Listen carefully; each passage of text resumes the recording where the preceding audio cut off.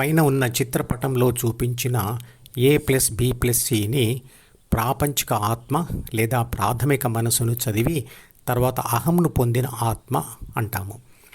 అదే డి అంటే జ్ఞాపకాల పుస్తకంలోని కోరికల ద్వారా మరియు జ్ఞానేంద్రియాల ద్వారా ప్రపంచానుభవాలు పొందడానికి సిద్ధంగా ఉన్న ప్రాపంచిక ఆత్మ. ఆత్మ వేరు, ప్రాపంచిక ఆత్మ వేరు అన్న విషయం స్పష్టంగా అర్థం చేసుకోవాలి. పుట్టిన శిశువుకు తల్లిదండ్రులు పేరు పెడతారు. ఆ పేరు ఎవరిని సూచిస్తుంది? శిశువు యొక్క శరీరంనా, లేక ప్రాథమిక మనసునా, లేక ఆత్మనా? శిశువుకు పెట్టిన పేరు శిశువు యొక్క ఆత్మనే సూచిస్తుంది. పెద్దలు మరియు పిల్లలు అందరిలో ఉన్న ఆత్మలు అన్నీ కూడా ఒకే రకమైనవి కదా. అంటే అన్ని పేర్లు, అందరి పేర్లు ఒకే రకమైన ఆత్మని సూచిస్తున్నాయి కదా. మీలోని ఆత్మ కూడా దేవుడే. అందుకే దేవుడికి లేదా విశ్వశక్తికి అనంతమైన పేర్లు ఉన్నాయి అంటారు. బ్యాటరీలోని ఒకే రకమైన విద్యుత్ శక్తితో పనిచేస్తున్న దేశంలోని కోట్ల కొలది మొబైల్ ఫోన్లకు కోట్ల కొలది వివిధ నెంబర్లు అంటే పేర్లు ఉన్నాయి. ఆ మొబైల్ ఫోన్ల శరీరాలు అంటే ఆకారాలు మరియు వాటిలోన ఉన్న ప్రాథమిక మనసులు అంటే సాఫ్ట్వేరులు వేర్వేరుగా ఉన్నప్పటికీ విద్యుత్ శక్తి మాత్రం ఒకటే. అంటే ఆ మొబైల్ ఫోన్లకు పెట్టిన అన్ని నెంబర్లు లేదా పేర్లు కూడా ఆ ఒక్క విద్యుత్ శక్తినే సూచిస్తున్నాయి. ఒంటరిగా ఉన్నప్పుడు ఆత్మలన్నీ ఒకే రకంగా ప్రవర్తిస్తాయి.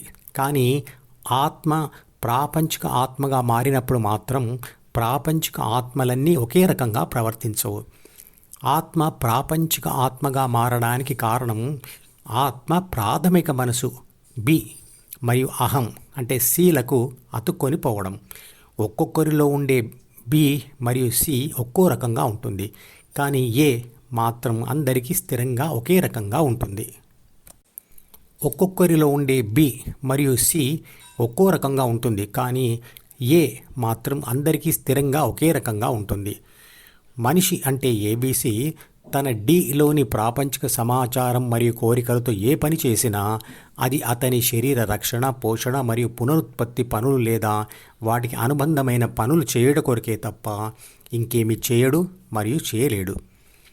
ఏబీసీ ప్రపంచమును అంటే ప్రకృతిని అనుభవించడం వల్ల బాహ్య ప్రపంచం నుండి పుట్టి జ్ఞానేంద్రియాల ద్వారా డిలోనికి వస్తున్న ప్రాపంచిక సమాచారం మరియు కోరికలు శక్తి తరంగాలు మాత్రమే. కానీ అవి వచ్చి చేరుతూ ఉన్న డి మాత్రం మెదడులోని ఒక భౌతిక భాగమే అంటే పదార్థ భాగమే.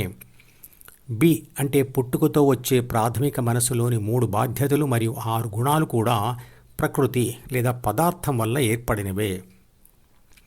బి ప్రేరేపణతోనే ఆత్మ ద్వితీయ మనసు మరియు జ్ఞానేంద్రియాల ద్వారా పదార్థ అంటే ప్రకృతి అంటే ప్రాపంచిక అనుభవాల కోసం ప్రయత్నం చేస్తుంది. శిశువులో అహం ప్రాపంచిక సమాచారం మరియు కోరికలు ఉండవు. ప్రకృతి అనుభవాలతోనే ద్వితీయ మనసులోని సి అంటే అహం మరియు డి ఏర్పడి బలపడుతూ పోతాయి. ప్రతి తరంలో మనిషి చేత అంటే ఏబీసీ చేత ప్రాపంచిక అనుభవాలు పొందడం మరియు పొందిన అతని ప్రాపంచిక అనుభవాలతో మొదట అతని డి మారడం, తర్వాత బి మారడం జరుగుతూ ఉంటుంది. ఇక ధ్యాన సూత్రాల గురించి తెలుసుకుందాం. మీ పేరు ఏమిటి అనగానే వెంటనే మీ ప్రాపంచిక ఆత్మ అంటే ఏబీసీ డి యొక్క ఉపరితల భాగం అయిన D1లో అంటే కాన్షియస్ మైండ్లో దాచబడిన మీ పేరును వెతికి పట్టుకొని మీ వోకల్ కార్డ్ అంటే స్వరపేటికను వైబ్రేట్ చేస్తూ నాలుక మరియు పెదవుల కదలికలతో చదువుతుంది. ఆ పేరును అంటే చెబుతుంది. కానీ నెల రోజుల క్రితం ఇంట్లో పెట్టిన ఒక వస్తువు ఎక్కడుంది అని ఎవరైనా మిమ్మల్ని అడిగితే మాత్రం జవాబు రావడానికి చాలా సమయం తీసుకుంటుంది. ఆ విషయం కూడా ద్వితీయ మనసు యొక్క డీలోనే రాయబడి ఉంది కదా. మరి ఎందుకు సమాధానం వెంటనే రాదు? ఎందుకు అంటే నెల రోజుల నుండి పట్టించుకొని అంటే రిపీటెడ్గా యూజ్ చేయని ఆ వస్తువు యొక్క సమాచారం అంటే వాడని ప్రాపంచిక సమాచారం కానీ కోరిక కానీ పద్ధతి కానీ కొంచెం కొంచెంగా బలహీనపడిపోతూ D1 నుంచి జారి D2లోకి అంటే సబ్ కాన్షియస్ మైండ్లోకి లేదా అట్టడుగు పొరల్లోకి చేరుకుంటుంది. కాబట్టి ఇంకా సంవత్సరాల తరబడి వాడకపోతే ఆ వస్తువు యొక్క సమాచారం అక్కడే పూర్తిగా బలహీనపడి నశిస్తుంది. దాన్ని మనం మర్చిపోవడం అంటాం. అంటే మననం చేయనిది ఏదైనా మర్చిపోవడం జరుగుతుంది. ఇదే వాడని ద్వితీయ మనసు కానీ ప్రాథమిక మనసు కానీ మాడుతుంది అనే మొదటి ధ్యాన సూత్రం. రెండు మనసులను మాడబెట్టడం లేదా వదిలిపెట్టడం ఎందుకు అంటే ప్రాపంచిక ఆత్మ పరిశుద్ధాత్మగా మారడానికి, అంటే ఏబీసీ ఏగా మారడానికి.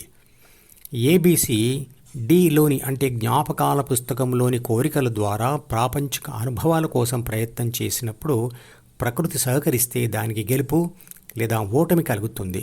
ఓటమి యొక్క తీవ్రత మరియు వాటి సంఖ్య ఎక్కువగా ఉంటే విషాదం ఎక్కువగా ఉంటుంది. విషాదాలు తప్పించుకోవాలనే ప్రయత్నంతో డీని వదిలిపెట్టే ధ్యానం మొదలుపెట్టినా చివరిగా ఏబీసీ బీని కూడా వదిలిపెట్టి ఏగా మారిపోతుంది.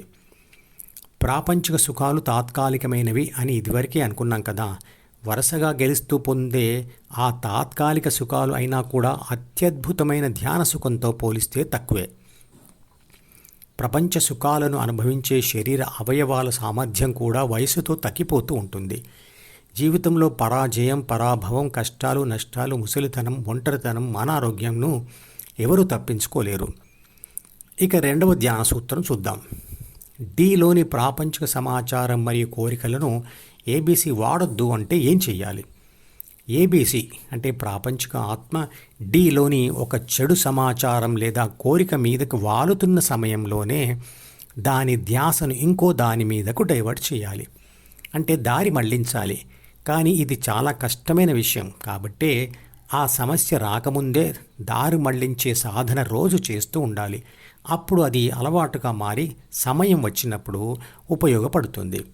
మిగతా ధ్యాన సూత్రాల గురించి వచ్చే వీడియోలో వివరిస్తాను.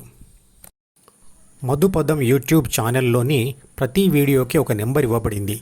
1వ నెంబర్ వీడియో నుండి మొదలుపెట్టి వరుసగా చివరి వీడియో వరకు చూస్తేనే ధ్యానశాస్త్రం సంపూర్ణంగా అర్థమవుతుంది.